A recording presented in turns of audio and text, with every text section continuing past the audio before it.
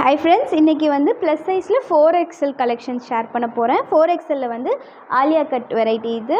இது நல்ல ஒரு லைட் ஆனியன் பிங்க். இது வந்து சினான் பிரிண்ட்டுன்னு சொல்கிறாங்க. மெட்டீரியலே ரொம்ப லைட் வெயிட்டாக இருக்குது.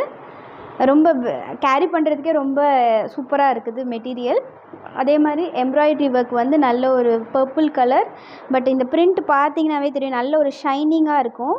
கோல்டு நல்ல பெருசு. அதே மாதிரி ஸ்லீவ்ஸும் வந்து நல்லா அகலமாக இருக்குது. இதில் வந்து எல்லாமே லைட் கலர்ஸாக தான் வந்திருக்குது.